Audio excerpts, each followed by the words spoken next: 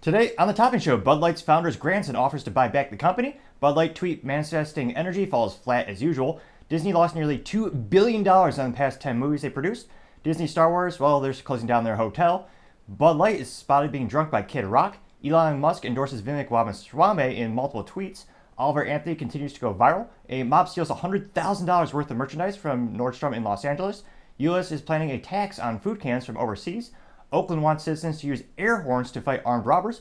Uber and Lyft might leave Minnesota if the law passes. Hillary Clinton is still election denying. Will she be investigated? Well, probably not. The IRS accidentally shoots a coworker at the range as their armory grows exponentially. Aldi to buy Winn-Dixie. Twitter X to remove the blocking feature. Lamborghini reveals their first 100% EV. Ford Mustang GTD is revealed. Buc-ee's is hiring a snack tester for $1,000. YouTube is implementing new rules. Dehumidifiers are recalled for a fire hazard. And Trader Joe's has yet another recall, this time due to having metal in their crackers. All of that and much more on The Topping Show.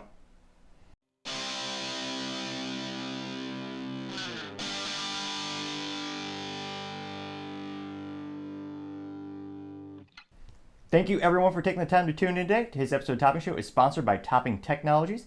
Topping Technologies is an IT value-added reseller and services company with a special proficiency in IT security. Heck, I see their founder at least twice a day. I have to say he's quite handsome and brilliant. He's me, that's the joke. If you're an IT leader or a business owner and need those assistance, you can reach the team at sales@toppingtechnologies.com. Now, going over to the business part of the podcast, you have Aldi to buy Winn-Dixie and Harvey's supermarket. Now, Aldi is perhaps one of the most well-known, respected supermarkets, and they actually started all the way back in 1946 by both Carl and Theo Albright. And now they're at a little bit over the 10,000 stores in 20 countries.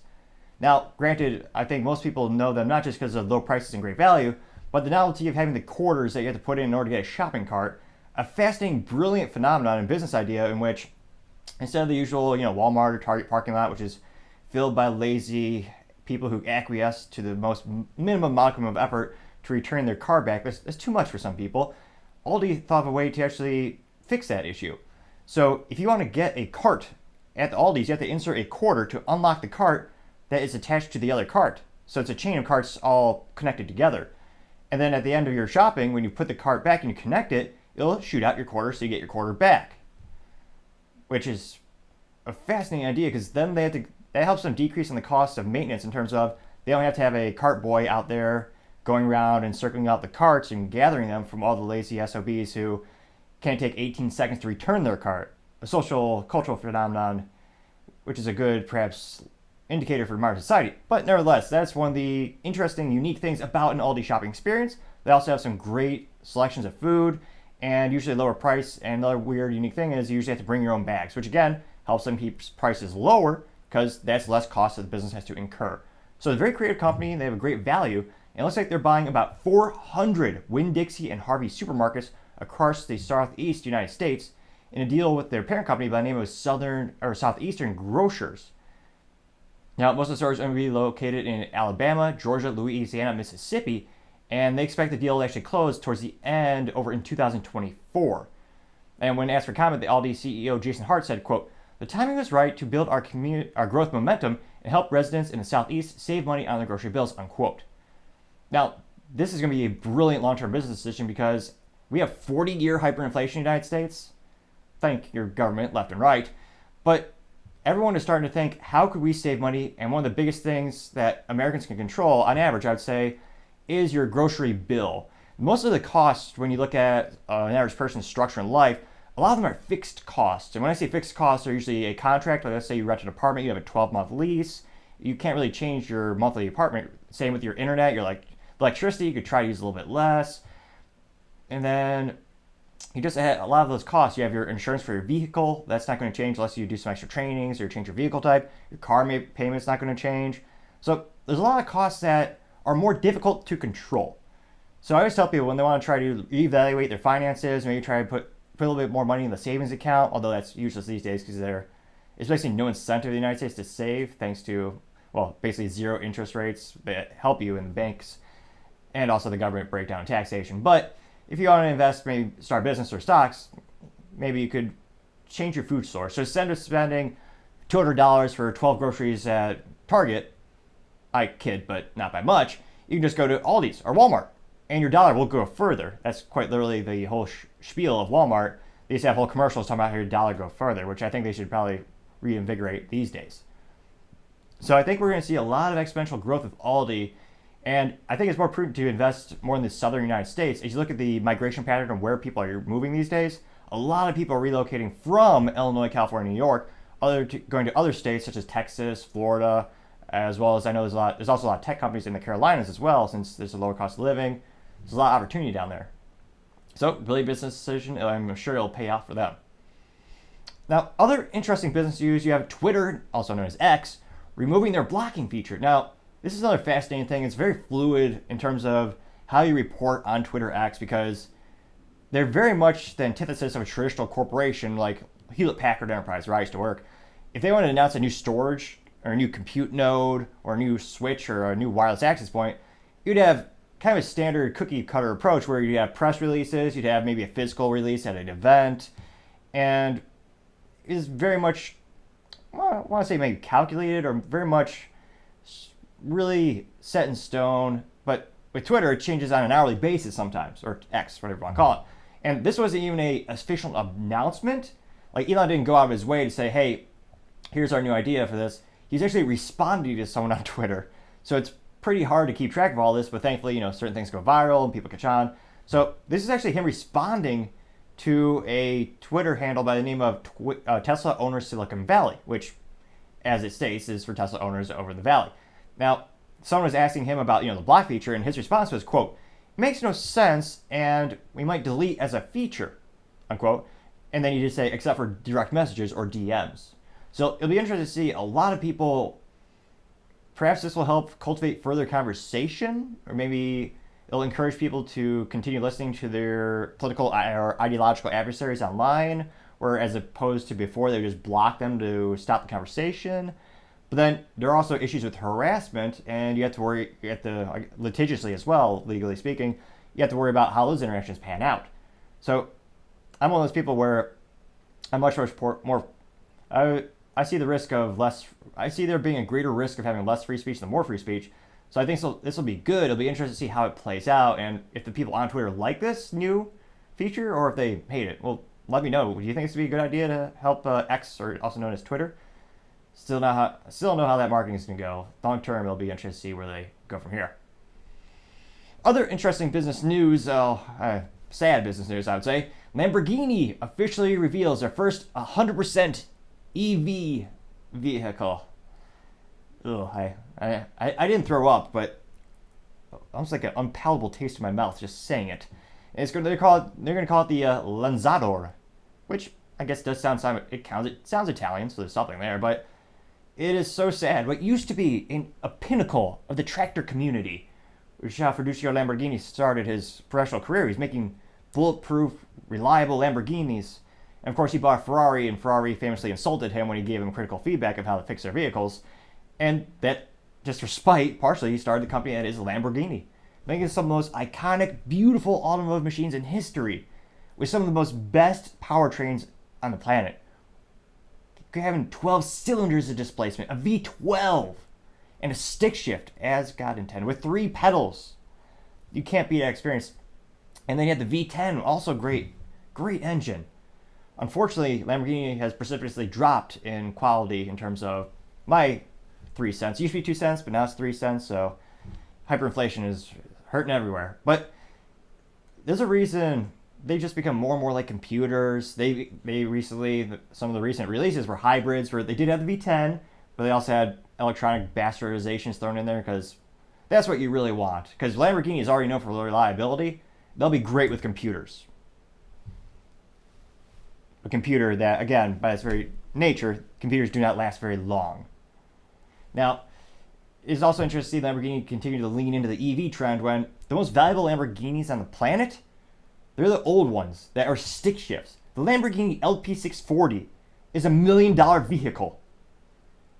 You compare that same model with an E-gear, also known as an automatic transmission, also known as sleeping at the wheel, basically. It's a fraction. I think they're going for like $250K, which, don't get me wrong, that's a lot of money. But the most valuable Lamborghinis now, they're the ones that come with 3 pedals and a stick shift.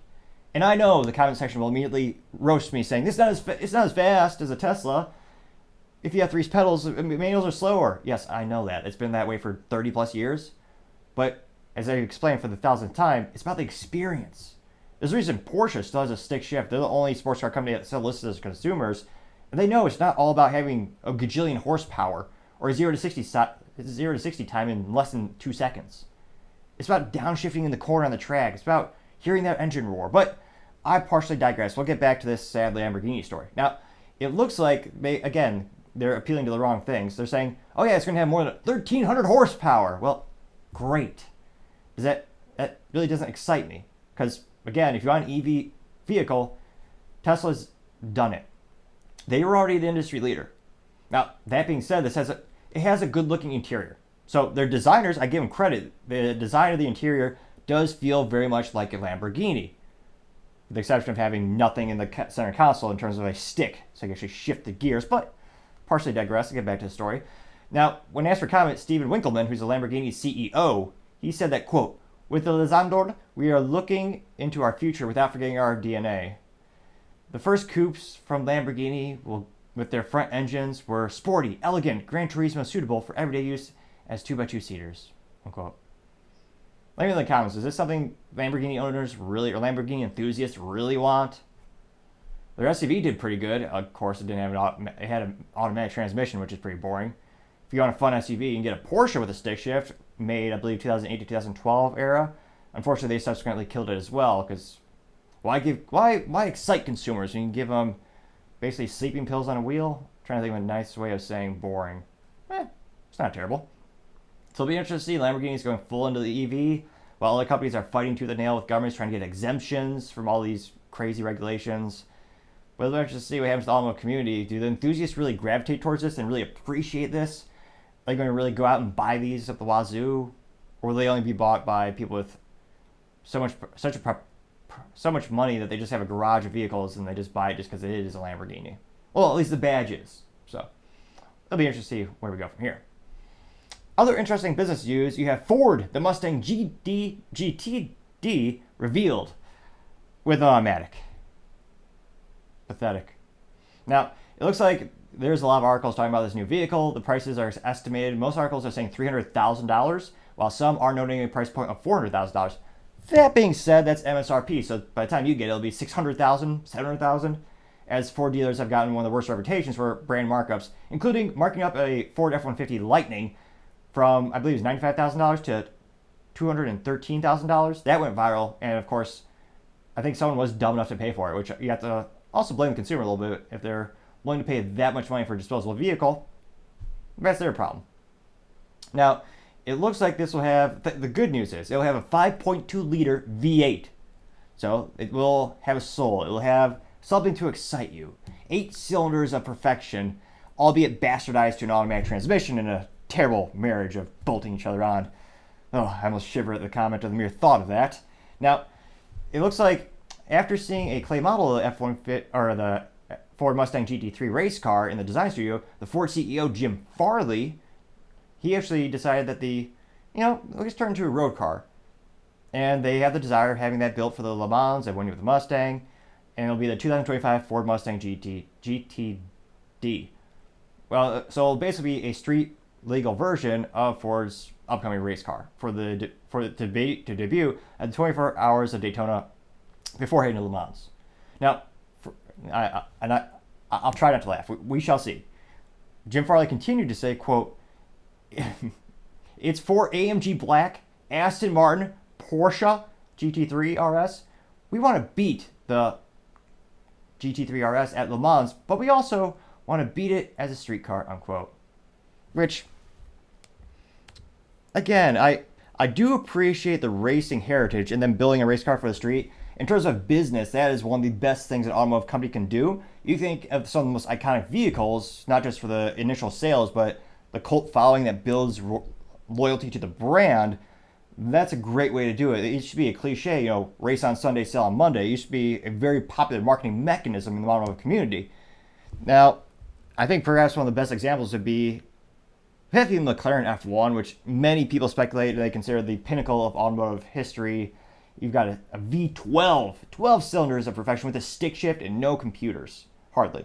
There's a little modem connect back to the factory in the UK so you can communicate, which at the time was revolutionary, but it's a very much a rare instance of a beautiful perfection, some might say. Now, I'll admit, I'm a bit of a Porsche fan, but GT3 RS,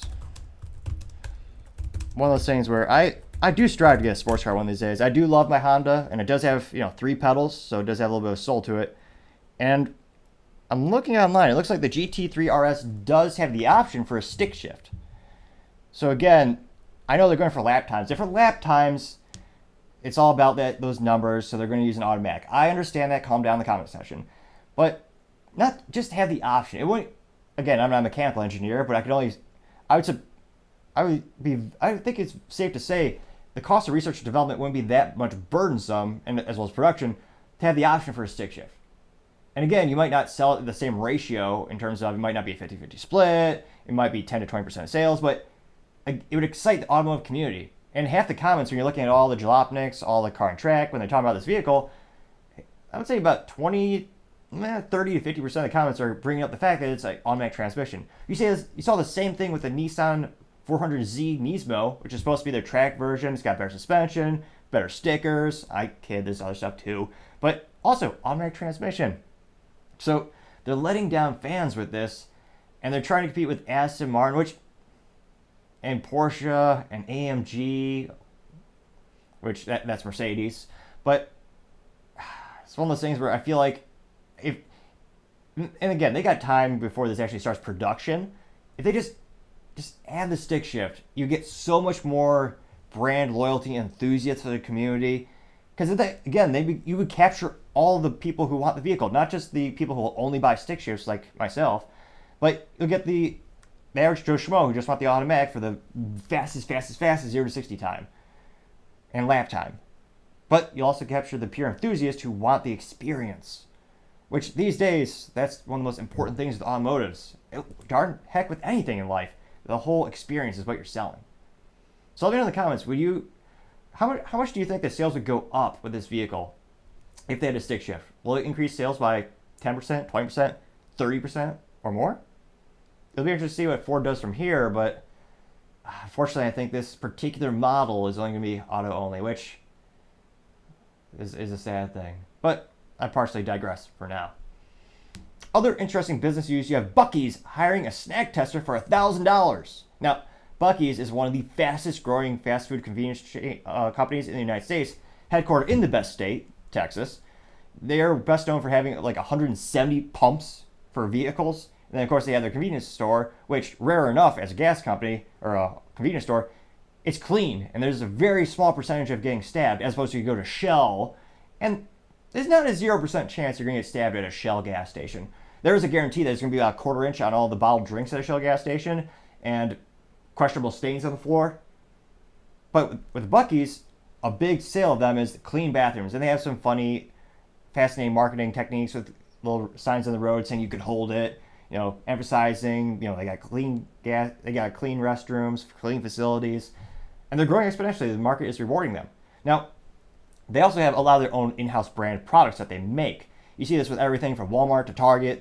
They'll sell you the Levi jeans or whatever, but they'll also sell you their own brand jeans or their own food.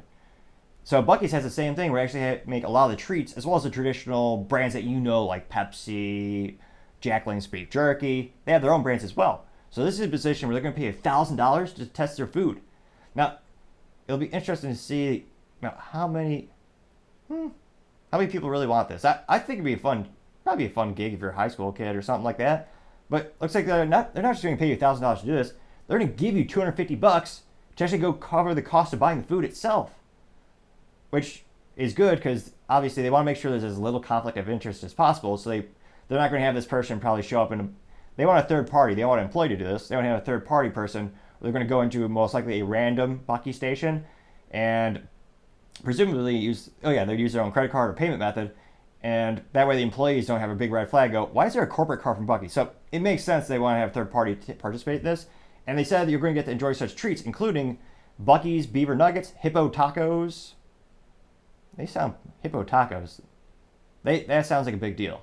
Pun moderately intended. You got Buc-ee's Lemonade Crisp, Homemade Fudge, and Buc-ee's Gummy Bears. They actually want you to test 25 items, but those are the ones that sound interestingly enough.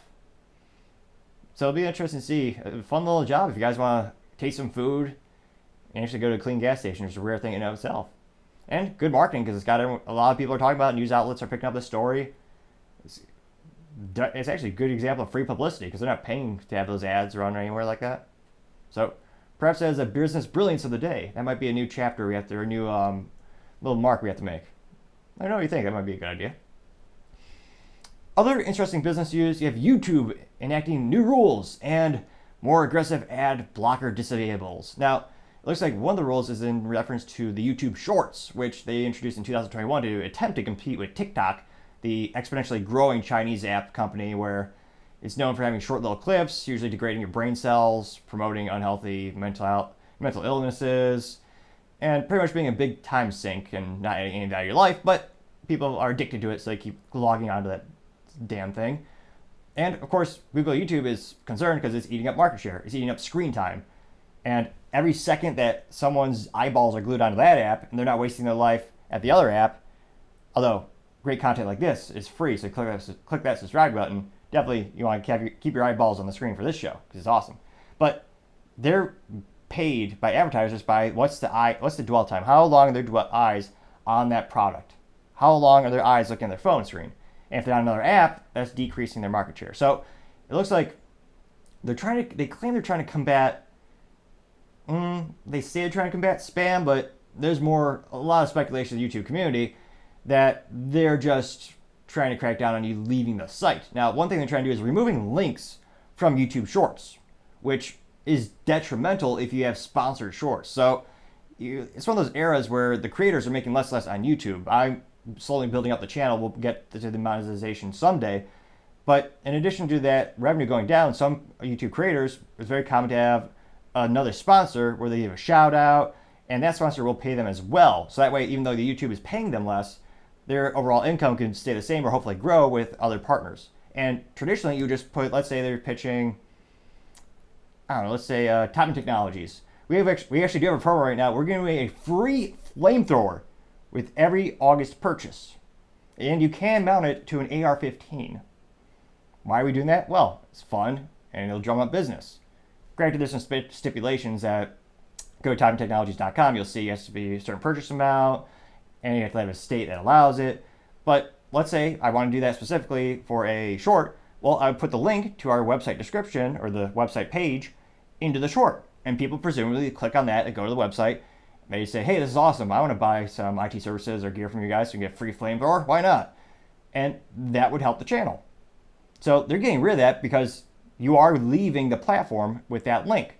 Now, they claim it's because there's a lot of spam in those links, which I can't imagine that being... Let me know if you see if that's an issue. I've never seen that issue before because, again, unless the person themselves are a scam or a scam artist, I don't know how you would... Maybe they would hack someone's account to put in a malicious URL in there. But at the end of the day, I think they're doing it, or they're cracking down on that because you're moving away from the site. And there's also a couple other interesting things they've been doing as well. Now, it looks like starting August 10th, so a couple days ago, they claim that clickable social media icons from the desktop channel banners will no longer show. Additionally, starting August 31st, so right around the corner, links in Shorts comments, descriptions, and links in the vertical live feed will no longer be clickable. So they want to take it off the desktop channel banner. And again, they're saying it's all about controlling the content, or more accurately, controlling your experience so you do not leave YouTube. Because a lot of creators, they'll actually put it in the banner on the top of their homepage. They'll say, hey, we also stream on Rumble. And they'll actually give a description or a URL so you can easily click that link to go to there because there's less censorship on Rumble.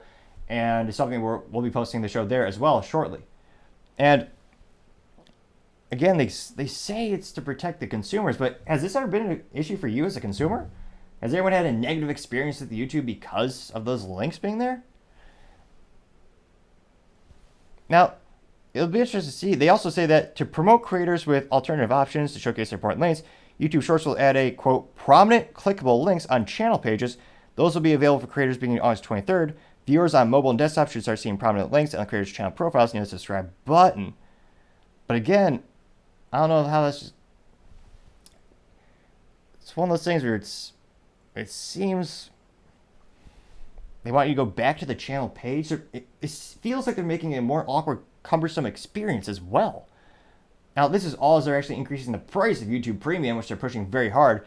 Price recently went up from $11.99 to $13.99 per month.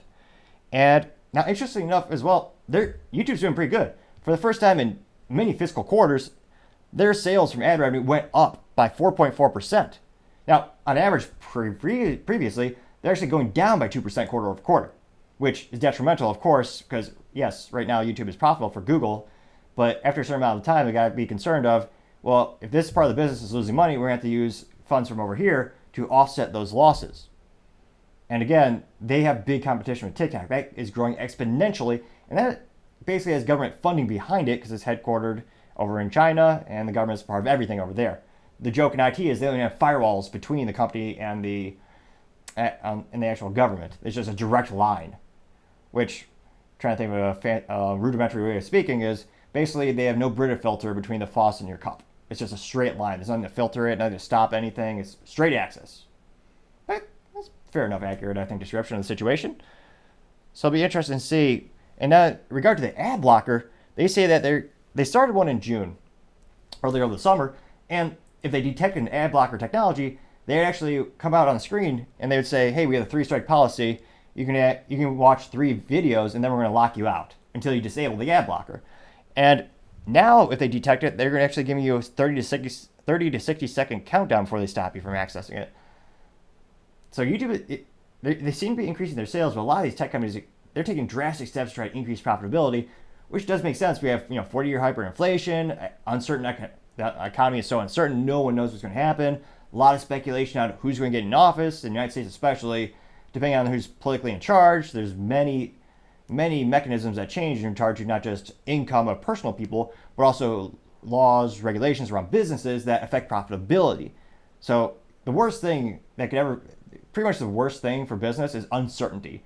When you don't know what the market's going to do, the interest rates are going to do, what the government's going to do, a lot of businesses kind of just stall out as they wait to see what's going to happen because they don't know. They might need those extra rainy day funds or the extra profits to actually hold out against the hard times, which are maybe they're caused many times by the government themselves. So it'll be interesting to see, but YouTube continues to become seemingly more and more restrictive. It'll be interesting to see. Let me know how much more rules and stipulations will it take for people to leave the platform. I did a poll on LinkedIn and actually asked people, YouTube used to have 0 ads, then they had 1, now they have 2. How many ads would it take for you to leave the platform? I asked, the options were 3 ads, 4 ads, 5 ads, and then the 4th was other just comment, which lazy people just do to click ads so they can see results. Now, without commenting, lame. Now, a majority of the people said 3 commercials. And given the trends of YouTube, I can't help but think that's right around the corner. Because again, they want to keep this ad revenue increasing. One way to do it, introduce more commercials. Let me know, would 3 ads per video be enough for you to drop the YouTube experience and go over to Rumble? Or Cloud or BitChute or Odyssey? Let me in the comments, it'll be interesting to see time. As I always say, shall tell. Now, going over to the culture part of the podcast, you have Bud Light. Well, it looks like the grandsons of the founder, he's making an offer to buy the company back. Now, it looks like it's actually the heir. So Billy Bush, his grandfather actually founded the company Anheuser-Busch all those years ago before the Anheuser-Busch was sold to InBev. So it used to be an independent American company. They sold out to Belgian-based InBev, INBEV, back in 2008. So now Billy Bush is saying he wants to, buy it back in order to basically save the brand that's basically a shell of what it used to be. After April 1st, 2023, well, this year, where they brilliantly chose to partner with someone who, their average audience for Dylan Mulvaney is someone who's in their teens, so they can't buy the beer, and they chose someone who's a political figure, as the trans debate has become a political thing, and they brilliantly, or I should say, that's obviously, that's sarcasm, folks. They pissed off people on the left, the right, and the center, because Bud Light did not, quote-unquote, stick with Dylan, people on the left side of the political aisle, they felt betrayed. So there's a famous, well, I say famous, there's an article a couple weeks ago about a gay bar holding company in Chicago. There's many of them there. And they said of all the bars they control, they're completely killing all the bright light products. They won't carry them anymore. And that particular company owned 4 bars. And they said specifically because Anheuser-Busch InBev did not stick with Dylan. You also have bars, restaurants, people on the right side of the political aisle who didn't appreciate that that endorsement, so they dropped the product as well. And then people in the middle wondering, do I really want to have a conversation? Or do I really want to have someone ask me, why did I buy a Bud Light? Do I think it's okay to sell beer to kids or to advertise to kids? Do I really want to have that conversation? Do I really want to support that company? And many people have chosen, no, I will not. So they lost $400 million in sales compared to the same fiscal quarter last year. So it's a direct result of the boycott. The boycott is certainly working. Now, many people feel the brand is no longer authentic because, again, it's no longer owned by the company, by the founders, no longer owned by the family. It's owned by a foreign entity across the globe with obviously a different set of morals and values. So Billy Bush is saying, hey, I mean, I'd love to buy it back. And he actually sat down with the interview, and when asked for comment, he was speaking with Tommy Lauren on her show called Fearless, and he said he wanted to buy back the brand in order to, quote unquote, make that brand great again, unquote. Which, if he didn't have a Trump hat on, that would have been hilarious. That's a lost marketing. I know that you shouldn't be political because obviously this would have gotten him in trouble in the first place. I would argue the average person who drinks Bud Light is probably more politically aligned to supporting Donald Trump, but to make that brand great again is so close to his campaign strategy. That's just, I don't know if that's funny or just, it can't be a coincidence, but it's moderately entertaining that he said that. And it looks like Lauren said, this is talking to Billy Bush, quote, when it comes to marketing and saying moving away from a fratty hat base, is that InBev in general, or is it just one person? It doesn't seem like they've cleaned house or got rid of the people who think that way, and they really don't like their customers, unquote. And Billy Bush said, quote, well, that goes against being inclusive to get away from that fratty drinker, right? So that's a big mistake, unquote. Now, Billy went on to say that InBev made the marketing when they made that marketing blunder with Dylan Mulvaney, they did not understand, quote, who their core drinker is, unquote, which, yeah, obviously, yes, I think everyone could agree with that analysis. And he was asking them, who do you think would, what would your parents think about this? His dad and his grandfather who started the company. And he said, quote, they knew who their drinkers were. They were with the bar owners and the restaurant owners and the liquor store owners talking to these people day in and day out. Even my dad at 89 years old and 90 years old, he was still going to the bars and selling Budweiser back in those days in the 80s, unquote. He says, I urge the company InBev, if they don't want the brand any longer, sell it back to the Bush family, sell it to me. I'll be the first in line to buy the brand back from you, and we'll make your brand great again, unquote. Which is one of those things where I'm trying to think, how does Bud Light turn this ship around? Realistically, if you want to salvage that specific brand, I can't help but think that's most likely the best odds of success. Because a lot of people have disdain towards the brand, not only because of a business blunder, partnering with Dylan Mulvaney, but it just doesn't feel authentic anymore. It's not family owned, it's not American owned, it's owned by a company over in Belgium, which I guess they don't just make great waffles and rifles, they also make beer. But if you really want to regain that authenticity, I think that'd be the only way to do it. Now, I don't know if InBev would be willing to do that because they do make so much money from it, even though their sales have dropped between 27 and 30% week over week, depending on which statistic each week that you're looking at. They're still making money. Is it profitable? That's what we're going to see long term. But let me know in the comments, would that fix your perception of Bud Light? Would you be willing to buy Bud Light if they sold it back to the family? My 3 cents, and again, it used to be 2 cents, but 40-year hyperinflation should be 4 cents, but only 3 cents. But it is free to click the subscribe button. Goal is to get to 3,000 by the end of August. I greatly appreciate your support. But my 3 cents is if they completely divested Budweiser and Bud Light back to the family, and of course the Bush, the couple other brands, and you had no connection with the parent with InBev anymore, and they also fired more people in marketing, I know recently they did lay off between 300 and I think it's 390 or 400 employees, mostly in marketing. But I can think a couple of those business moves would change the brand perception enough to reverse the trend of them just hemorrhaging sales. I think that's the only conceivable.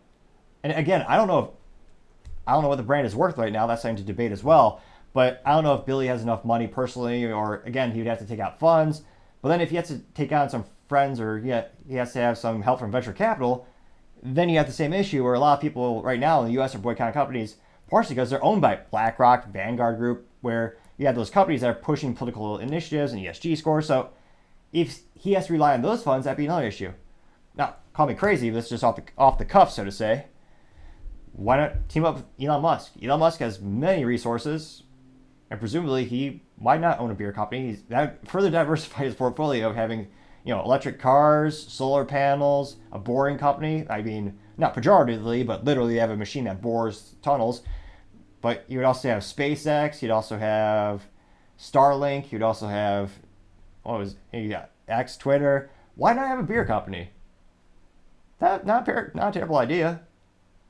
Let me know in the comments. Would that be enough for you to buy Bud Light again? Time shall tell. Other interesting culture news, you have Bud Light tweeting yet again. It's like a gopher poking its head back up, looking over to see if it's safe. And no, it's not safe because, again, they've insulted their core customers so much and they never addressed the problem. So I doubt the boycott or the tweets will ever stop. Or more accurately, the responding tweets that ratio them in seconds. Now, this tweet, it was literally a Bud Light, and it said, manifesting this energy. And it was literally just a guy holding two beers. Wait, I need to do a fact check. I don't think his fingers melted from having contact with the hazardous materials. And for his safety, he did not drink the beer in the actual commercial or this little photo advertisement.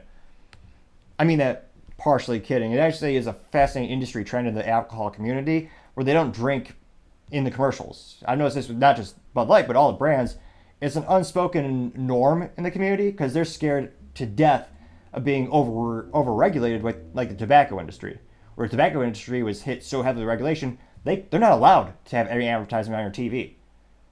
They can barely advertise these days, which, again, having a product that relies so heavily on brand loyalty in a subject or in a category where many people see as a commodity, beer and cigarettes, presumably most of them taste the same, but there's brand loyalty, you need to have an advertising mechanism to keep those sales up, or even better, increase the sales. So it looks like manifesting energy. So this person actually might have more talent than the CEO of Bud Light. This person is actually holding two beers with one hand. That is amazing. So it's the first time they tweeted in about 7 days. And of course, it was just ratioed in seconds. And I mean, very entertaining to see how quickly they failed. So these statistics were all taken within the first 12 hours of the tweet. And for the original one from Bud Light, they had 55,000 views. And, drumroll please, 305 likes. Not even the people working at Bud Light are liking this, presumably because they have thousands of employees. That gives us a like ratio of 0.55%, which, dear God, that's terrible. Now, one of the top responses was a gentleman saying, I'm manifesting this right now, and it was a pejorative comic of two men, one dressed up as Bud Light, one as a Coors Light, or Miller Lite, a competitor, and it had the one beer company going down and pleasuring the Bud Light can. Now, that got 619 views. So comparatively speaking, much fewer views, but it got 21 likes. So that's a 3.69% like ratio. Much better than 0.55. Now, another response was actually someone just doing a picture showing them the scales of all the decreased sales of the Anheuser-Busch InBev products. So we showed you this chart of every month. Here's the percentage of sales decrease from Bud Light, Budweiser, Michelob Ultra, and many of the other brands that they own. That got 3,093 views and 92 likes. So that's 2.97% likes. And also important to note, dozens of people posting pictures of Yangling beer. a great competitor that is still family owned, the oldest brewery in the United States. Now, I'm a little remiss to say, a little disappointed to say they're not headquartered in the best state of Texas, but they are headquartered nevertheless in the United States. Still family owned for the generations, and they're growing exponentially. And this is the kind of advertising money can't buy. Now, unlike Bud Light, Anheuser Yuengling isn't paying these people to say this. They're just fans. And anecdotally speaking, I bought Yuengling for the first time ever because of this, and I noticed they were popping up in Texas stores. Previously, you went back the clock a couple years back, I never noticed them in the aisle. Granted, I'm not much of a beer drinker. I usually prefer spirits on the occasion calls for it. But culturally speaking, you're seeing a huge increase in sales of Yuengling, usually on average between 20 and 30% week over week compared to the same weeks last year. That's really good. And of course, there are a couple, interestingly enough, I guess it's not Photoshop, but every time, so there's someone who will say something like, oh yeah, I'm ready for a Bud Light, or I'm excited, which I don't know anyone who's ever legitimately said, I'm excited to have a Bud Light. Like, you get it for free at a party in college. That's the origin of Bud Light. But I can't help but see every time there's someone who has a positive response to the Bud Light tweets, they're someone who exclusively reposts for businesses. Last week, there were 2 people who said, oh yeah, I'm excited for my Bud Light, which, again, I don't think it's ever been said in the English language, but I looked at their profiles on Twitter, or now X, and all they did was repost for a handle by the name of Millionaires. So they didn't have any original thoughts or opinions, they just tweeted. Now, if you do want some moderately interesting thoughts and opinions, you can follow me on the Twitter or X. I'm at NICTOPPING. As of today, it's a cool picture of a guy with a AR-15 mounted flamethrower, which again, you can get if you shop with Topping Technologies. So it'll be interesting to see. Yeah, they're just all negative. And yeah, a lot of them are saying, oh yeah, you're too fratty. There's actually one with an arrow just pointing to a Budweiser can with the Harley logo on it that just says woke. And that got 9 hearts or 9 likes and 1,348 views. So it'll be interesting to see. They're trying to tweet. They're trying to use social media to their advantage, but it really isn't. They're not changing the public perception of the brand, not increasing sales with these tweets. I can't help but think maybe there's just a marketing intern where that's just their job and they just do it. Like, let me know, has Bud Light tweeting changed your perception by 1 iota since the boycott started? Has it done any good? Like, how many? I would venture to say no. If anything, it's provided moderately interesting entertainment, but that's usually because their tweets are so bad. It's not making me like the brand. So I would say no, it's not helping. Let me know in the comments, do you think that's helping their sales at all? Or the perception of them? I venture to say no, but time shall tell. Now, other interesting culture news, you have Walt Disney. Looks like they lost about $2 billion on the past 10 films that they released. I can't fathom losing so much money and being so bad at your job, still having the same leadership. That's insane. So they haven't made a profit in the past 10 movies they made.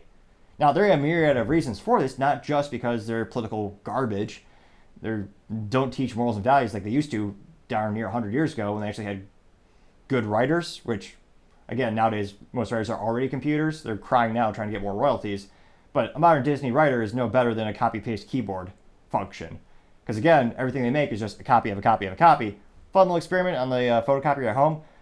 Take a copy of a copy of a copy. You'll notice that every time you take a copy of a copy, say that 12 times in a row, the image actually degrades. It gets worse. The perfect metaphor for Walt Disney these days. And they're just making bad business decision after bad business decision. It looks like the Indiana Jones film is estimated to lose $100 million. Now, part of the reason, not just because it's political garbage and indoctrination of children, but they're too expensive. Gone are the days when you could spend $500 million, $600 million, $700 million making a movie and hope to make a profit. Like, a Marvel movie, they have to pay I was going to say they pay those computers a lot. The computing power that they need to actually purchase and facilitate to create those is huge. You're talking enormous amount of IT infrastructure. And then you have hundreds of man hours creating that digital crap. Now, granted, the writing is so easy, you shouldn't have to pay writers at all. You just have explosion, big hero says something, and no one actually really dies. I just described 98% of all Marvel films. But the cost is just too much, and they're making all these terrible decisions. So they actually spent $105.9 million making a streaming series called Willow, which I can't help but think they spent $0 on marketing because I never heard of it before. Now, it looks like they dropped it after one season. So after 6 months and spending $105.9 million, they decided to just pull the plug because they weren't making any money on it. If it was profitable, presumably they would have kept up the series. They would have renewed everyone's contracts. But they decided, no, we can't do that either. And this is further speculating and there's a lot of people that are further speculating that they are going to, they're going to make a run at maybe selling it to Apple. They clearly can't make any movies on their own. They're losing money with everything. So there's a lot of speculation. They're going to sell perhaps their media company. So, Disney Plus, the movies, the films, sell that to Apple. And then they can just focus on their parks. That rumor is getting stronger and stronger. And Bob Iger, the current CEO of the company, has only fueled speculation when a couple weeks ago he actually said, it might make sense to divest the legacy television channels, which, yeah, obviously, get rid of that crap. They're estimated between, if they sold all their legacy media media being like ABC, they also have the Disney Channel, I believe they have FX. They estimate it's worth about $8 billion. I'd sell that right now. Get it off the books. Get rid of it. Focus on something else. Especially because, again, every day it seems like more people are cutting the cord. They don't want cable. A lot of places, like some apartments, they don't even have that option. It's only internet. Now, you can also argue the allure of streaming services have decreased because now it's more expensive than cable. But if you look at the adoption rate from the consumers, that's where the trends are going. And I don't see that changing anytime soon. Do you? I wouldn't think so. So it'll be interesting to see. They've lost about $2 billion in movies. Will they make movies without politics now, finally? I would say no, because most employees there are not employees, they're activists. It's even been shown that they actually have little Marxist journals where they actually tell their employees to write down all the politically left or woke things that they do for their DEI scores, and you're getting a bonus based on how much stuff you do. Now, granted, if you have the opposite, you have a book on saying, hey, Bobby, we need you to write down every time you pray, every time you go to church. There would be lawsuits at the wazoo. People would be protesting like no tomorrow. But in this case, of course, it's California-based company. A lot of people working there like it. So we got like one article and a couple of people on YouTube covering it. No major story or major lawsuits yet. Not too surprised. But at least temporarily, I digress. Other interesting business news, you have Disney shutting down their Star Wars hotel. Now, it looks like these morons, brilliant business executives, Bob Chapek and Bob Iger, they spent $240 million on a Star Wars themed hotel. Just before anything else is taken into account, you have to have special employee training so they could sell the crap. You have to have employee training so they could tour the special hotel. Just to make the damn building is $250 million? Does that sound like a good idea? Just with that number, how could it make money? Like, how can you make a profit off of that? You would have to have unprecedented. Now, I know Star Trek is a huge thing, and all the nerds, it's a cult for them. Calm down. I know I said Star Trek. It's Star Wars. It's got stars and drama. I know that. But you'd have to sell so many tickets. And considering they only had 100 rooms. So this was not going to be a volume sale like a Walmart or McDonald's where they make their living by selling many units at a lower price point. This they would have to sell for many thousands of dollars. I remember at one time they had a original charging of $4,800 for a two-person cabin mission. And including mission with characters. And I believe it was required for a 2-night stay. So it was about $10,000 for a weekend getaway at a Star Wars themed hotel. I can't think of a worse. Actually, the only worst use of money would be investing in a Disney film because they would guarantee to lose money. This perhaps had a 1% chance of success. But that comes out to, that means they lost $2.5 million per room about. That's how, perhaps there's just the unprecedented level of hubris. They just thought they could do no wrong. They're Disney. They print money. They used to. Back when Disney was apolitical, they had no politics. Back when they actually had morals and values. I know words that elude most Americans these days. Unfortunately, they basically printed money. Because again, they were capturing the whole market share. People on the left, people on the right, people in the middle, they all consumed and they enjoyed the product, they enjoyed the experiences that was Disney. They have made a cognitive decision to alienate about 50% of the United States population on average. Of course your sales are going to go down. Of course. Not only from people on the right, but I think there's a lot of people in the middle where they don't want sexual themes being injected into children movies. Which, again, used to be not a controversial thing to say, but has somehow become controversial to say now. Which is ridiculous and kind of says to how far perhaps the United States has declined, culturally speaking. But I'm not surprised at all that it shut down this hotel. I reported on this months ago talking about the initial price points of these rooms. Because again, I know experiences are what sell these days. It's not just a product, it's experience. But what's the average income of someone who worships Star Wars? Are they millionaires? I'd venture to say billionaires and millionaires don't get indoctrinated into cults like Star Wars. I mean cultures that are Star Wars. But I can't imagine spending that much money. That's a vehicle on staying at a Disney Star Wars hotel. Ridiculous. And of course they have lightsabers for $700 or more. So they would upsell you with all the little accessories you'd buy for your tool belt or whatever they sell. But yeah, I think the golden age of Disney is long gone. They're in consolidation mode. They need to start cutting assets that are, or I guess these are more liabilities than assets, fiscally speaking. They need to trim the fat from the company because they're going through some hard times. And given the people who work there and the culture they've built, it's not going to get better anytime soon. Now, other interesting culture news, you have a Bud Light being drank by Kid Rock over in I believe it's a concert at a Colt Ford show in Tennessee. Which perhaps is hypocrisy at its finest. I mean, one of the first famous people to boycott Bud Light after Bud Light brilliantly chose Dylan Mulvaney as a brand ambassador, where again, Dylan Mulvaney, the average user age, Dylan is very popular on the TikTok. I think 14 to 15 million followers or something like that. The average user on TikTok is about 15 years old. And the biggest demographic on TikTok in terms of the age groups is that teens. That's the biggest percentage on the platform. And Bud Light thought, hey, let's give Dylan a drink, who's again a biological man who is celebrating the 365 days of being a woman. Let's give this individual a beer with their face on it, which, I mean, just visually is not pleasant at all. But they decided to do that and alienate millions upon millions of customers, destroy about $28 billion of their stock valuation. $400 million in sales have been lost fiscal Q compared to last year, this year. And one of the first people to voice their objections was Kid Rock. And it was a very entertaining video he made, and it went viral. It was one of the first pushbacks that started the boycott. He seemed very authentic, and let's play him really quick. So this is the original boycott. We have Kid Rock, who, I guess, perhaps false advertising. I do not see any rocks in this, and he is no longer a kid. He says he's a grandfather. False advertising, I believe. Grandpa's feeling a little frisky today. That's scary.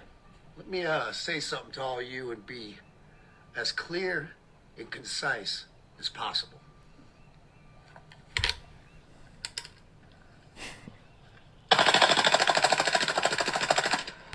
So I'll pause it really quick. A good way to see if someone's uneducated in terms of the Bill of Rights, the Constitution, a lot of comments were saying, oh, he's using a full Audi R15. No, he's using a German-made MP5. How culturally vacuous of them. They don't even know anything about the German culture. The MP5, perhaps the most famous 9mm submachine gun, but I digress.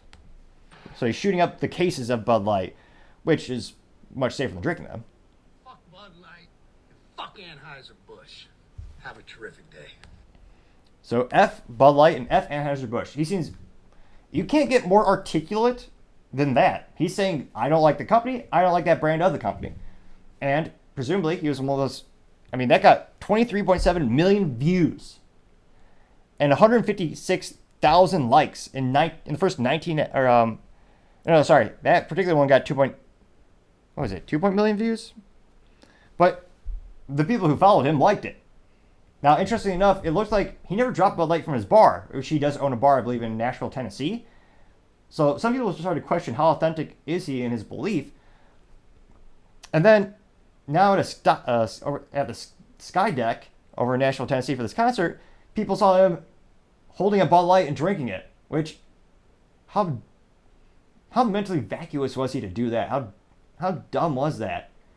You know you're famous. You know everyone is they always have a camera on you. I presume that's why some people want to become famous, so they have no privacy, weirdly enough. But you know wherever you go, there are going to be paparazzi, or nowadays, anyone with a smartphone. Smartphones have gotten so good, you can zoom in from seemingly a mile away and get pretty good detail. So someone captured that moment where he's holding a Bud Light. And even if he got it for free, so he wasn't directly supporting the company by paying for it, it's still, many people are going to see it as him inadvertently making a decision or cognitively supporting the brand now. And again, he was so angry at the brand just a couple months ago. So a lot of people are speculating, well, maybe he just got it for free. Well, so what? Even if he got it for free, that doesn't excuse what he did. And again, in terms of my personal opinion, there's nothing I disdain more than people who are two-faced charlatans, left and the right. I do respect someone, even if I don't respect your specific opinion. If you hold that opinion dear and you have an educated opinion, I do hold respect for you, because that's known as standing with your convictions. Being a man of, there's very few people that actually have those these days. So I can't help but respect some of those folks, left, right, center, wherever they are. And he clearly lost all authenticity with this act, because he was spearheading. He was one of the first people to boycott it, and now he's just drinking it at a concert. Why not? Again, why not? You're in Tennessee. Why not have a whiskey? Of all, ridiculous. But perhaps he was not authentic the whole time. Let me know in the comments. Do you think he was just pretending to be pissed off in the beginning, just trying to get more viral fame, or do you think he just made a mistake with he accidentally accepted it? He wasn't even thinking.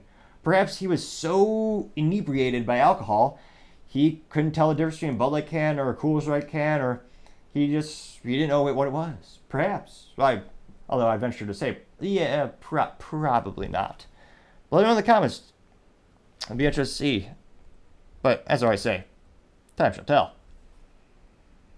Now, other interesting culture news, you have Elon Musk praising Vivek Ramaswamy, who has become one of the best Republican candidates, though still a big gap behind Trump in terms of the preliminary polling. A lot of people are fighting tooth and nail to become the Republican nominee to try to go up and defeat one of the most greatest political adversaries of all time, one of the strongest, most mentally articulate political leaders who won 2020 election, Joe Biden. It's going to take a lot of mental fortitude to beat him, I can only imagine. Now, it looks like Elon Musk originally said this tweet, or his X, which, that's not great marketing. What if instead, that's going to bring up a lot of hilarious memories. I X'd a message. Wait, Bobby, you messaged your ex? You didn't like her. No, I went on the Twitter, where it used to be Twitter, now it's X. But I digress on that marketing note for now. So you had Elon Musk send out a post on his platform and says he states his beliefs clearly. And under that statement, he had a repost of Vivek Ramaswamy, Vivek saying truth. And he said, 1, God is real. 2, there are 2 genders. 3, human flourishing requires fossil fuels. 4, reverse racism is racism. 5, an open border is no border. 6, parents determine the education of their children. 7, the nuclear family is the greatest form of governance known to mankind. 8, capitalism lifts people up from poverty. 9, there are 3 branches of government, not 4. 10, the U.S. Constitution is the greatest guarantor of freedoms in history. Which, yeah, that should have gotten more likes and views. That's brilliantly articulate.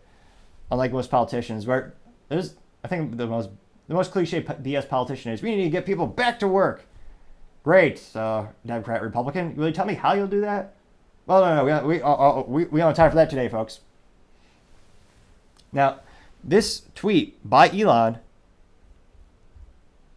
how many posts did he get?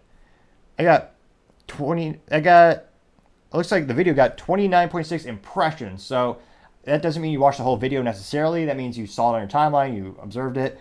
And it looks like Elon got 178,000 likes. And most of the comments are praising it. And he's slowly increasing his popularity, Vivek. And it looks like when asked again for comment, or through the Twitter conversations, Elon's second response or second note, specifically bringing up Vivek, was saying, Vivek is increasingly looking like a strong candidate, unquote. That got 283,000 views and 9,409 likes in the first 5 hours of posting. Which, pretty damn impressive. That's a 3.32% like ratio. And it's fascinating to see from a culturally speaking, he seems to be gaining momentum, and Elon is he is the most followed person on Twitter, also, now X. It'll be interesting to see, does this get people to like Vivek more as a candidate? Does it become a cultural phenomenon where he branches both sides of the political aisle? I think more people see him more in the middle, especially compared to Trump. Well, it's interesting to see. Let me know, does this change your opinion of Vivek having Elon give him this type of endorsement? Or no opinion, kind of just the same? Now, other interesting culture news, you have Oliver Anthony continuing to skyrocket in popularity and turning down record deals, which perhaps isn't the best vernacular, but record contracts? No, that still sounds awkward as all hell, but I digress. And this is ever since his song Rich Men North of Richmond has gone viral, igniting so many people. And of course, you have morons, the mainstream media, they're claiming that he's far right and conservative. And of course, he actually says multiple times he's, like many people, he feels politically alienated by both parties, as both parties usually don't do anything for us. Well, my 3 cents. Used to be 2 cents, but 40-year hyperinflation, gotta say it's my 3 cents today. It should be 4, but I'm a generous man. Though, clicking that subscribe button, still free. And trying to get to 3,000 subscribers by the end of August. Greatly appreciate your help. Now, it looks like he actually went on his Facebook, and he further explained kind of his background and what his thoughts were. And it's one of those things where I don't think you can... It feels very authentic, which I think is why so many people are really attracted to his messaging. And this is a quote, and it's a little bit long, but let's see. He says, "It's been difficult as I browse through the 50,000 messages and emails I received last week. These stories have been shared, paint a brutal, honest picture. Suicide, addiction, unemployment, anxiety, and depression and hopelessness, the list goes on. I'm sitting at such a weird place in my life right now. I never wanted to be a full-time musician, much less sit at the top of the iTunes charts. Draven from Radio WV, and I filmed these tunes on my land with the hope of it might hit 300,000 views. I don't quite believe what has gone on since we uploaded it. It just seems strange to me." So, I had to stop right there. There's something touching about someone giving their whole heart and putting everything into something and achieving something greater than what they planned. It's a very rare, beautiful thing, I think. He goes on to say, quote, "People in the music industry have given me blank stares when I brush off $8 million offers. I don't want 6 tour buses, 15 tractor trailers, and a jet. I don't want to play stadium shows. I don't want to be in the spotlight. I wrote this music because I was suffering from mental health and depression. These songs have connected with millions of people on such a deep level because they're being sung by someone who feels the words in the very moment they are being sung. No editing, no agent, no bullshit. Just some idiot and his guitar, the style of music that we should have never gotten away from in the first place." He goes on to say, "So that being said, I have never taken the time to tell you who I really am. Here's a formal introduction. My name is Christopher Oliver Lunsford. My grandfather was Oliver Anthony, and Oliver Anthony music is a dedication not only to him, but 1930s Appalachia, where he was born and raised. Dirt floors, 7 kids, hard times. At this point, I'll gladly go by Oliver because everyone knows me as such. But my friends and family still call me Chris. You can decide yourself. That's fine. In 2012... Oh, whoops. Sorry about that. In 2012, I dropped out of high school at age 17. I have a GED from Spruce Pine, North Carolina. I worked multiple plants in western North Carolina, my last being a paper mill in McDowell County. I worked third shift 6 days a week for $14.50 an hour in living hell. In 2013, I had a bad fall at work and fractured my skull. It forced me to move back home to Virginia. Due to complications from the injury, it took me 6 months before I could work again. In 2014, just into a few days ago, I worked outside sales in an industrial manufacturing world. My job is taking me all over Virginia, into the Carolinas, getting to know tens of thousands of other blue-collar workers on job sites and in factories. I spent all day, every day, for the past 10 years hearing the same story. People are so damn tired of being neglected, divided, and manipulated. In 2019, I paid $97,500 for a property I still owe about $60,000 on it. I'm living on a 27 camper, I guess that means 27 feet, with a tarp on the roof, and I got off Craigslist for $750. There's nothing special about me. I'm not a good musician. I'm not a very good person. I spent the past 5 years struggling with mental health and using alcohol to drown it. I'm sad to see the world that in the state it's in, and everyone fighting with each other. I have spent many nights feeling hopeless, and the greatest country on earth is quickly fading away. That being said, I hate the way the internet has divided all of us. The internet is a parasite that infects the minds of humans and has gotten their way with them. Hours wasted, goals forgotten, loved ones sitting in a house with each other, distracted all day by technology made by the hands of other poor souls in sweatshops in foreign land. When is enough enough? When are we going to fight for what is right again? Millions have died protecting the liberties we have. Freedom of speech is such a precious gift. Never in world history has the world seen freedom it currently does. Don't let them take it away from you. Just like wandering in the desert, we have lost our way from God, and I've let false hopes. See more?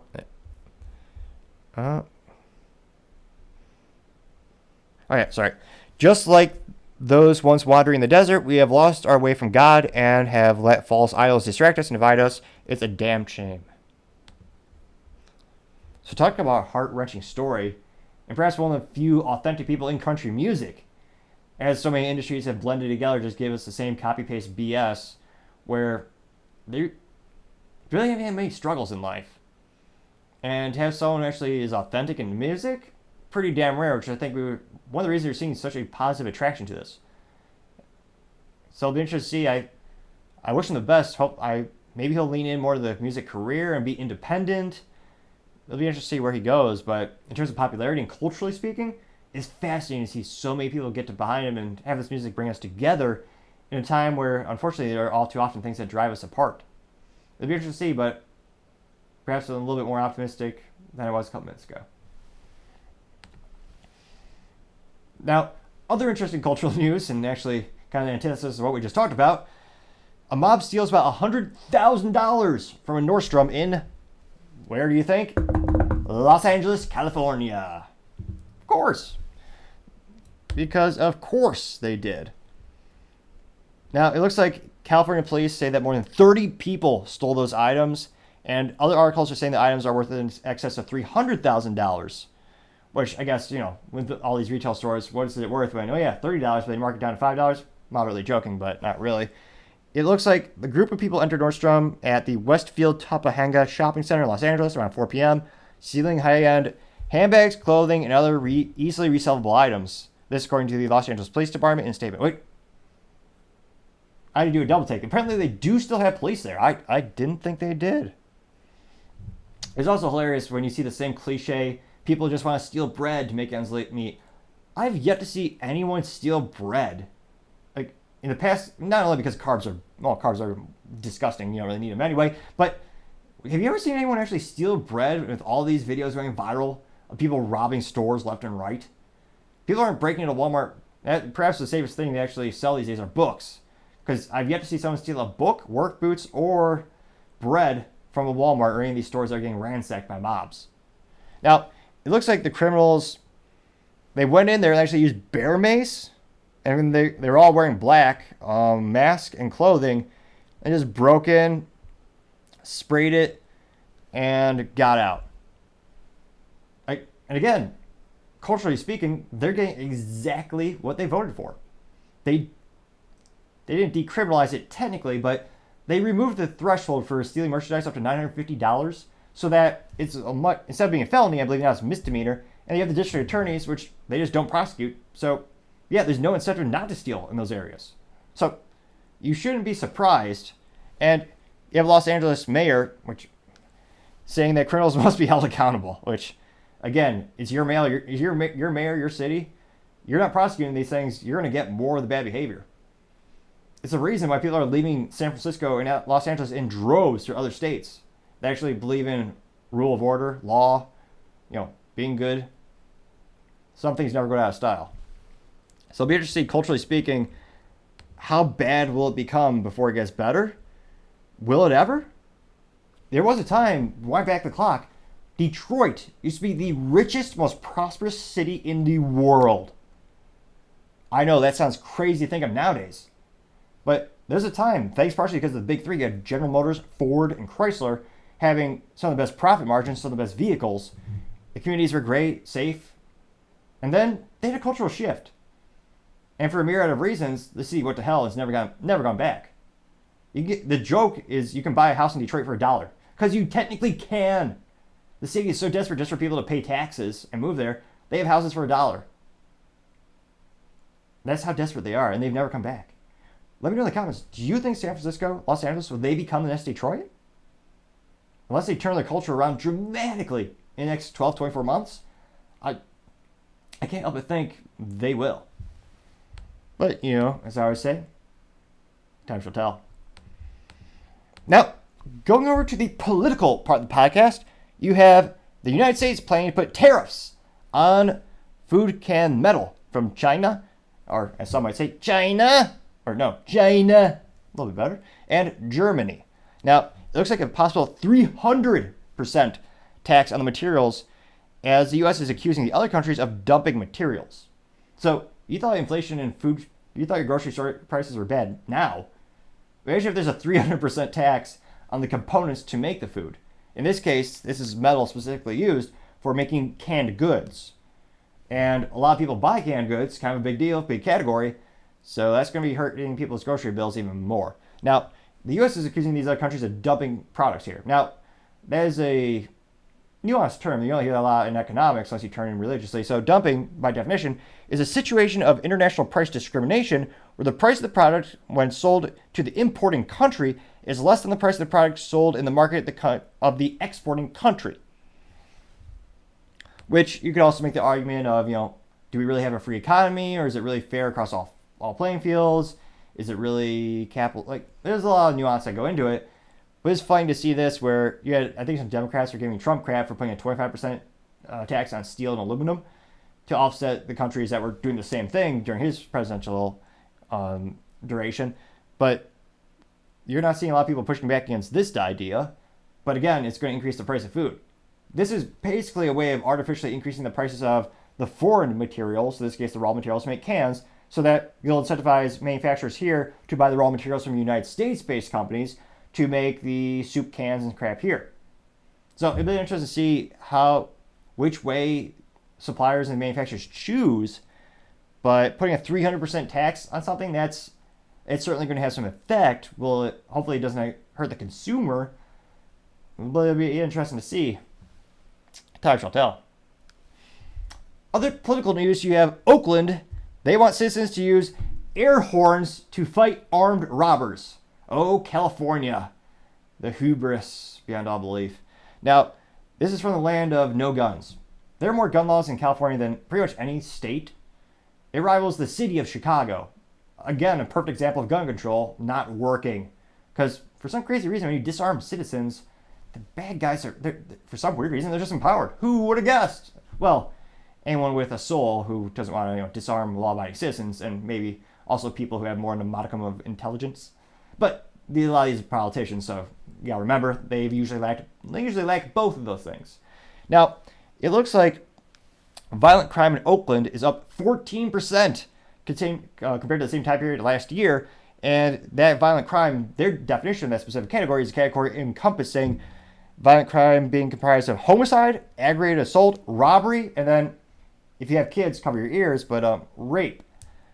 Which, I'm one of those people where the best equalizer is a gun. Give a gun to a 90-pound woman, she can defend herself against a 300-pound man. So I'm a big proponent of arming everyone, all law-abiding citizens. They have that God-given right. It should be there should be nothing more disgusting in someone's mind than taking away that woman's ability to defend herself, or a man's ability to defend himself and his family. Now, looks like they actually have a little bit of a clip here. Let's see. Of course, YouTube wants us to have 12 to 13 advertisements. Oh, not that many, but it's getting there. So this is actually from a Fox News outlet over there. Let's see here. This is... Oakland crime is so rampant out there that authorities are now encouraging residents to, listen to this, carry air horns to deter criminals. After living here her entire life. I can't take it anymore. I got to the point I was too scared to leave my house. Cook blames brazen assaults and robberies in broad daylight, break-ins, and home invasions across the city. Now, thank God she can afford to do that. If you have more than 2 pennies to rub together, I would suggest get the hell out and go somewhere where they actually give you your right to defend yourself. And they actually give more rights to law-abiding citizens, not criminals and other morally vacuous people. Now, thankfully, it looks like she's in a position where she can afford to move, but not everyone can do that. It's a difficult thing sometimes. And that's why I'm always telling people the laws there still matter, even though we might be there physically. Because it still affects American citizens. As Oakland sees a surge in reported violent crimes this year compared to last. Again, people in black hoodies and black masks going into the store. It looks like they're stealing shoes, as not work boots, mind you, and purses. No one is again, I've yet to see a viral clip of someone going in to steal bread. Again, carbs are disgusting, so not my cup of tea, or in this case, loaf of bread, but still. Robberies, burglaries, and rape are... So burglaries, specifically robberies, are up 22% for the time period of July 2023 compared to July 2022. Burglary is up 41% compared this July to last July. Because again, they don't prosecute criminals over there. Of course it's going to go up exponentially. And again, even more morally vacuous and disgusting, cover your ears if you have kids listening, rape is up 10%. Which, yeah, every law-abiding woman should have a gun. That'd be a great way to permanently stop the most evil, morally vacuous people in the world, the rapist. But there are states that actually give more rights to the bad guys than the good guys, disgustingly enough. Are all up by double-digit percentages. Everyone we talk to says it doesn't matter your race, your income, everyone seems to be a target, including carjackings. They're carjacking people at stop signs. Oakland Police recommended steel braces for residential doors and air horns. The idea is if you set it off, you're... The police are so nice over there. Instead of giving you good advice like go out and buy yourself a gun, no, the police over there, they're saying, oh yeah, just give yourself a horn, Sally. A horn? Neighbor would hear it, set theirs off, and more people are alert that there's danger. That's ridiculous. And that clip, thanks to Colion Noir, who's a great Second Amendment advocate, and I was going to say, perhaps double redundancy, he's also an awesome Texan. Maybe would say the two are in one. But it is so disgusting.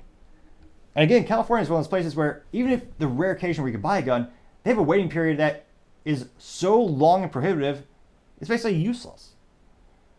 And again, does nothing statistically.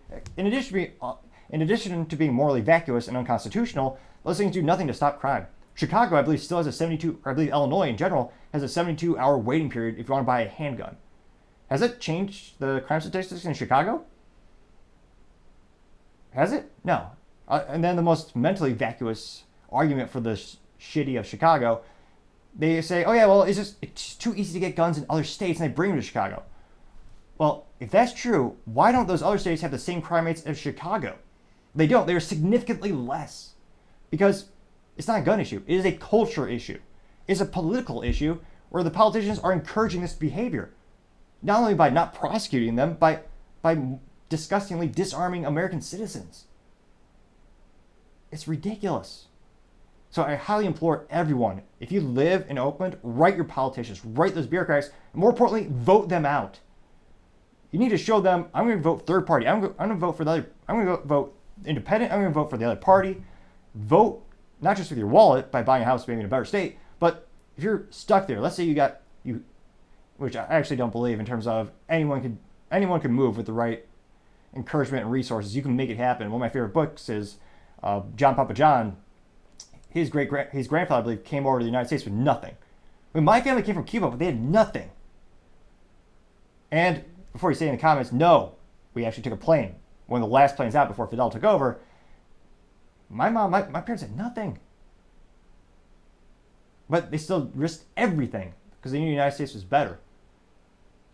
And thank God they did that because, of course, Cuba's gone to hell ever since. They've disarmed Americans. It's just a communism hellhole. No rights. And I highly implore everyone, get out the vote. Vote appropriately. Vote those candidates out. Peacefully let them know your intentions, that you will not accept being disarmed. You will not accept being bullied anymore. You're gonna vote for someone else. You're gonna go on social media and say, hey, this is a better candidate. Here's why. They're actually going to prosecute crime. This district attorney, this one is going to actually do something. And hopefully we turn these things around together. Hopefully. Now, other interesting political news, you have Uber and Lyft may leave Minneapolis, Minnesota if a law passes. Yet again, highlighting the importance of business, culture, and politics all being interconnected. This especially as the law might be detrimental to their business. Now, specifically, you have the Minneapolis City Council voting 7-5 to approve an ordinance for minimum wage and mileage for drivers. And now it goes to Minneapolis Mayor Jacob Frey, where, spoiler alert, he's a Democrat, very blue state. And most likely he's going to say, yes, let's greatly increase the cost of goods sold. That will not only help the consumer, and that's sarcasm, folks. That's a thick layer. Because it's going to be the antithesis. It'll hurt the consumer because it'll increase prices exponentially. It'll also hurt these companies because, again, a lot of them can't afford it. Those companies, depending on what profit statements you're looking at, they can't afford. The whole idea of Uber and Lyft is to have 1099 contract employees. They work when they want, how they want. That's a great part of being a contractor. You get that freedom to choose how you get the job done. Once you become an employee, you have to clock in hours. You can't just make money on the side. It can't just be a side hustle.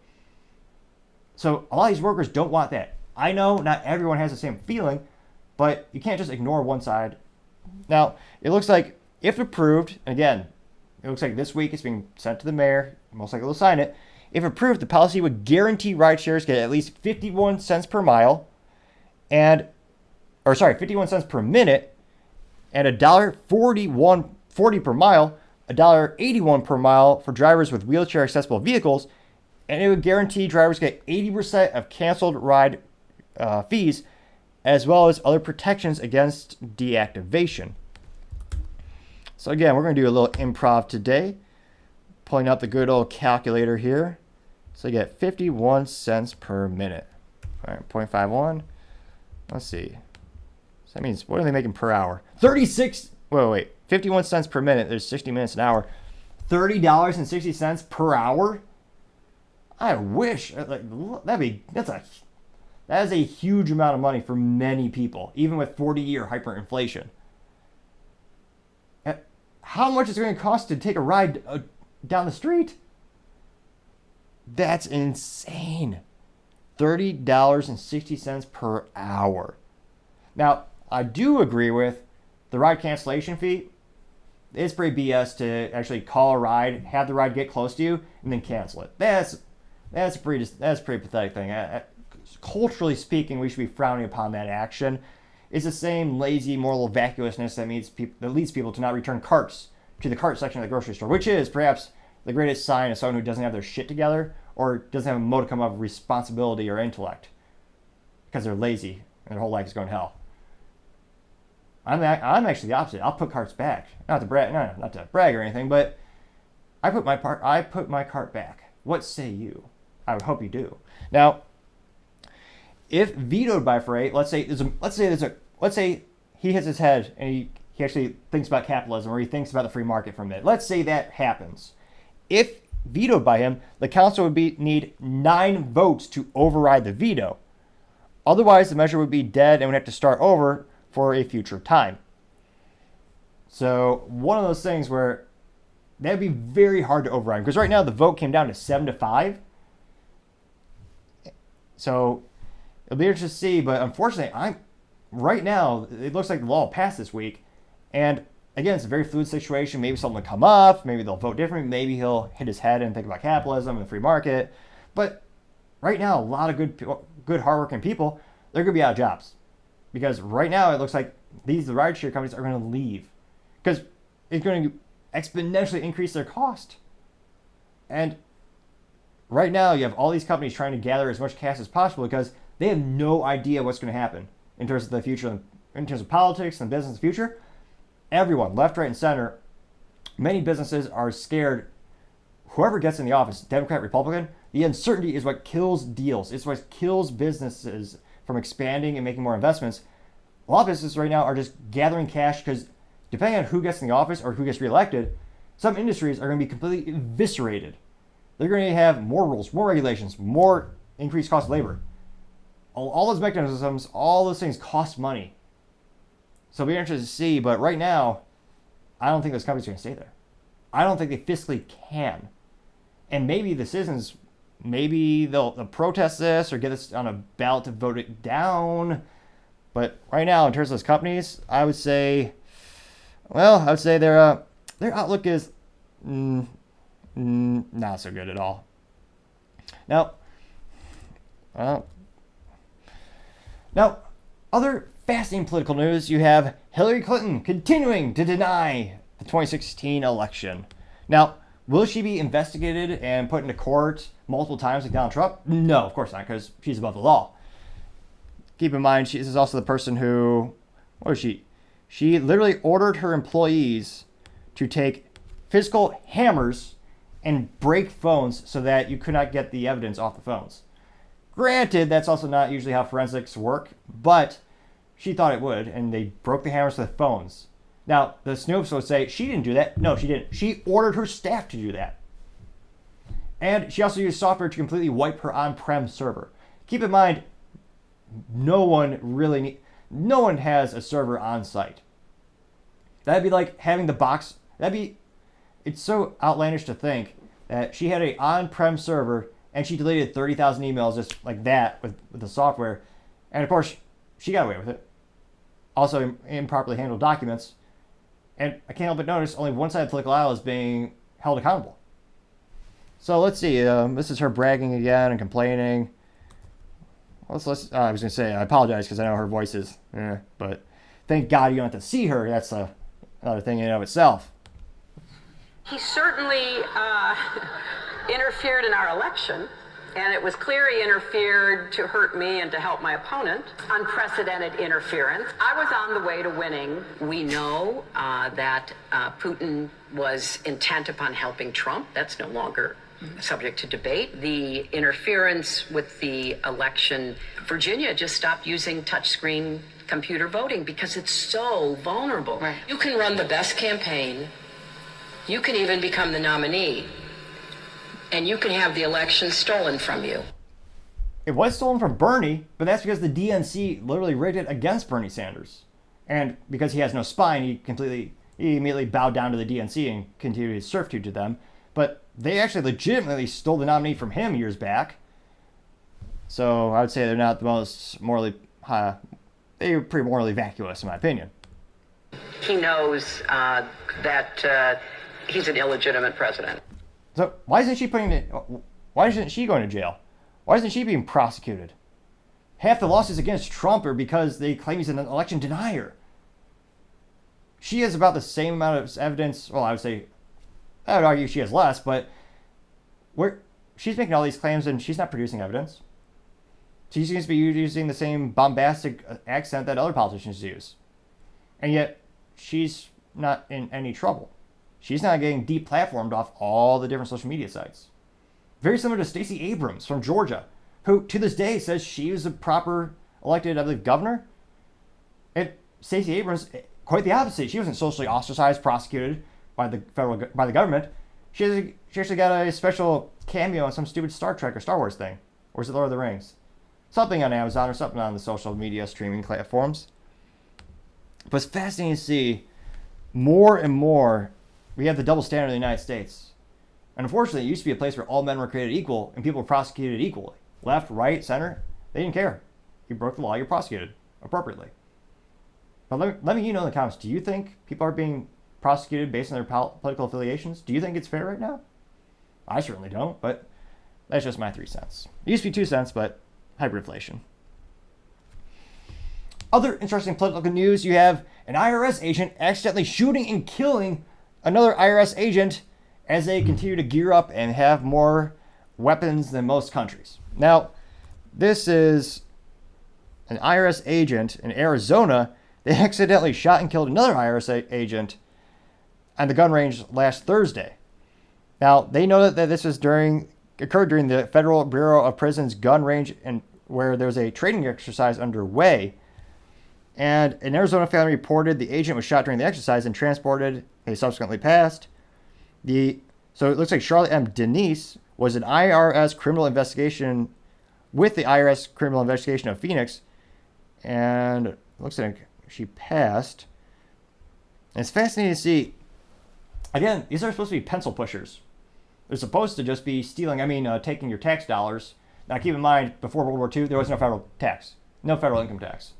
And then, of course, during World War II, they said, "Hey, we're going to introduce this. We're going to promise just help out. If you feel patriotic, you chip in." And then they changed their mind again. They said, "Oh, well, we're temporary, just for the war." And then, of course, they never stopped taking our money.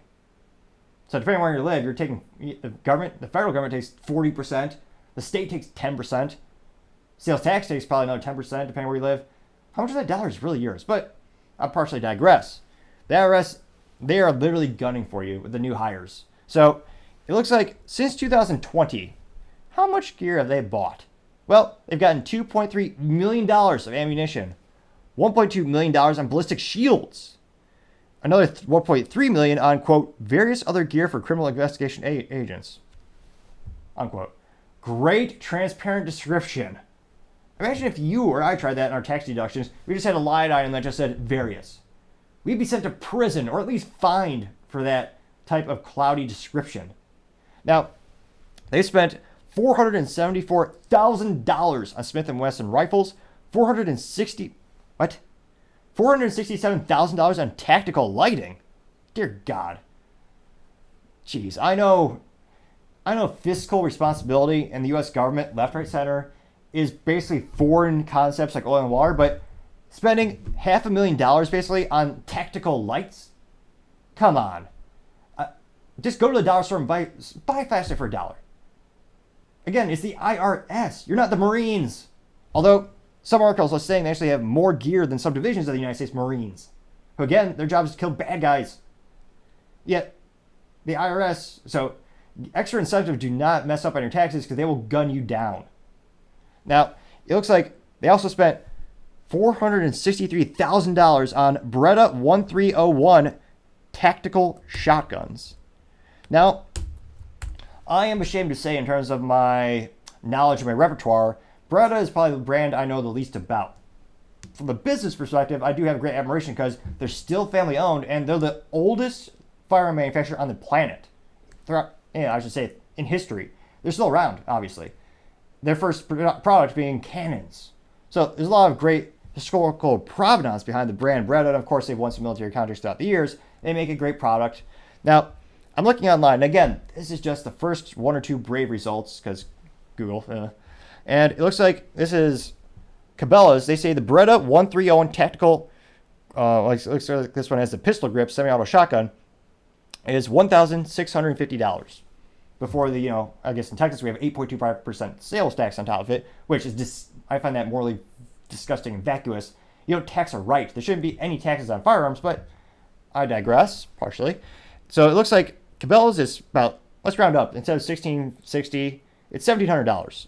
So the IRS, and they're supposed to be getting bulk deals, so they spent $463,000 about $500,000 in shotguns, and they bought, they don't even tell you how much they bought. Great transparency, government. We spent this amount of money. Do you get 10 of those? 20 of those?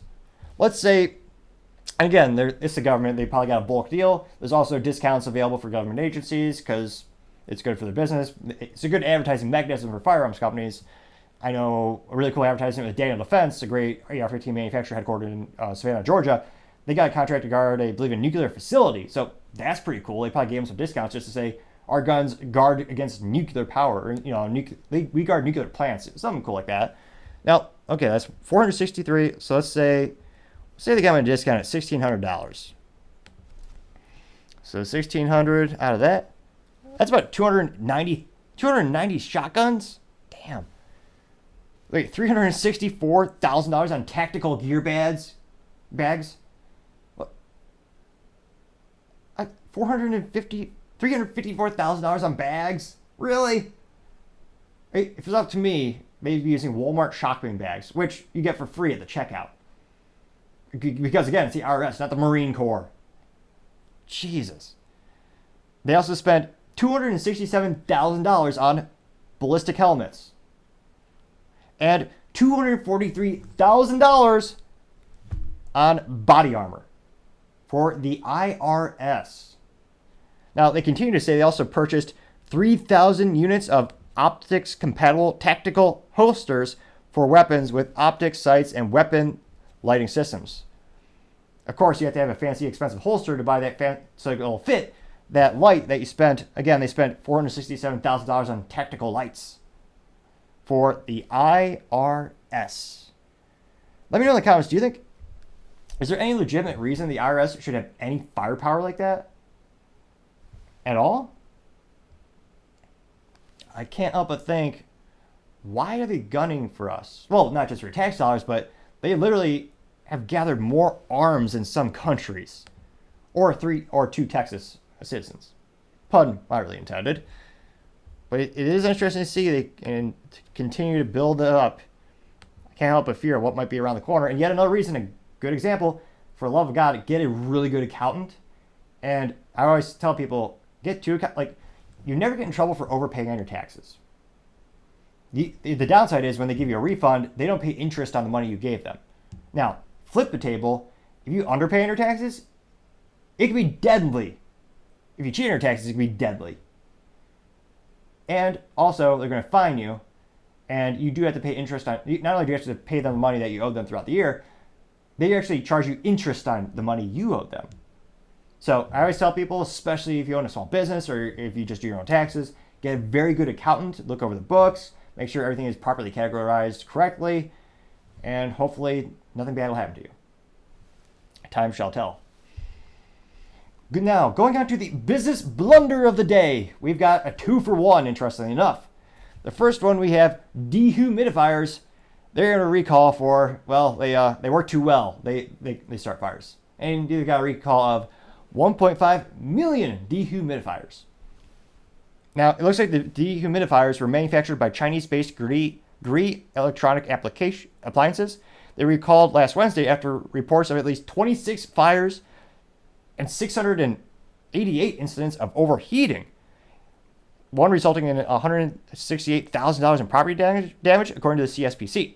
Now, the crazy thing enough about certain manufacturing industries and products, this actually consists of 42 models that are manufactured. If you're only listening, my fingers almost cramped with the quotation marks there. They make 42 models for these brands known as GE, General Electric, Kenmore, Norpel, Seabreeze, and Solus Air. They're manufactured between January 2011 and February 2014. Now, you see this white labeling with certain products in particular, dehumidifiers and microwaves, kind of notorious, where they say oh yes, it's a GE dehumidifier or a Kenmore dehumidifier or a Seabreeze or whatever, or Solus Air. It's all the same factory in Asia. They just use different faceplates and different plastics on the outside. Sometimes they barely even hide it in and of itself. But it's the same company. You're just paying more for aesthetics, basically, and the name, which I know there's power to a brand, but I couldn't help but notice this phenomenon with microwaves as well. A couple years back when one of them broke, I started looking at them, and I couldn't help but notice they did have different faceplates in terms of the plastics that are thrown out there, but the button layout was the same for like 6 different manufacturers. And I went down the rabbit hole and actually watched a whole YouTube documentary, which is the fascinating thing about YouTube. They have documentaries on microwaves, who would have thought? But it's one of those OEM things where they make them for damn near everyone, but it's the same factory in Asia. So when you have a recall, it's not just one brand, it's all these brands. But to have a recall of 1.5 million units because they work so well, they start fires. I mean, they certainly do what they say. They are quite well, perhaps too well, dehumidifying the room. But yeah, to have 2 fires, that is certainly a business blunder. Though we have another. The second business blunder of the day. You have Trader Joe's has yet another recall.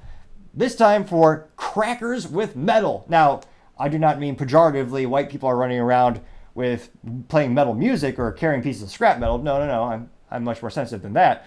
I say crackers in terms of the food. So I think this makes the 6th recall for Trader Joe's this year, which again is supposed to be a premium fancy grocery store of luxuries. It's not necessities. You need necessities, go to Walmart. You go to a cheap mom and pop shop. You don't go to Trader Joe's. When I was a kid, it was a special occasion if you had a relative flying in or coming to visit.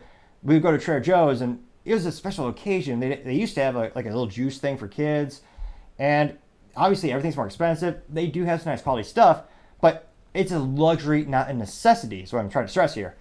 Words that are all too lost, unfortunately, on many Americans these days. Now, it looks like earlier this month reported they had 3 recalls in 1 week. So earlier this month they had recalls on cookies because there are rocks in them, which in their defense they might like because it's organic.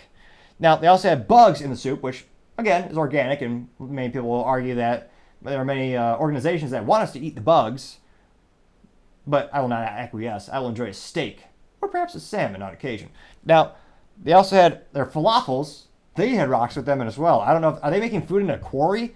Now, granted, I know there's a lot of third parties that are making the materials for them or the foods for them, but have some quality control. You don't have to go crazy, but have some to at least detect there's not rocks in it. Now, this specific one, it looks like this is a recall for multi-grain crackers with sunflower and flax seeds, and because there's a possible metal contamination. Now, specifically, if you are one of those millionaires who shops at Trader Joe's and you have one in your cupboard, it looks like the ones that are affected are the best use by dates with be having by March 1st, 2024 and March 5th, 2024. Now, in a statement, Trader Joe's did say, I can't do this with a straight face, it's so ridiculous. They say, no injuries have been reported to this date and all the potentially affected products have been removed from the aisle and destroyed, unquote. How much money are they losing? Not just because their brand is being dragged through the mud, or in this case, perhaps the rock quarry, but how much money are they losing by throwing these products away? I know you can't sell them, but just spend a little bit more money on pre-sales in terms of quality control before you put it on the shelf. Not only will they preserve their brand as what's supposed to be a fancy, expensive grocery store, but now is almost becoming a joke where the odds you're going to have rocks in your food or metal in your food. It's ridiculous for a premium brand to have so many quality control issues when your whole thing is a quality, great experience, and a great premium product. But I'll be interested to see, there are so many recalls. Do you still respect Trader Joe's? Let me know in the comments. Do you still view them in a favorable light? It'll be interesting to see, but to have, again, another recall with Trader Joe's, that's got to be the business blunder of the day. Thank you, everyone, for taking the time to tune in. Also, once you're to get to 3,000 subscribers by the end of August, so if you click that button, I would greatly appreciate it. Also, don't forget to take the time to like and comment. The feedback is always greatly appreciated. It helps us make the show better and better. Also helps with the algorithm, so it gets shown to more and more people. Also, don't forget to tell your family, tell your friends, tell your co-workers, heck, tell your enemies, tell anyone and everyone. Just stay safe and fight the good fight.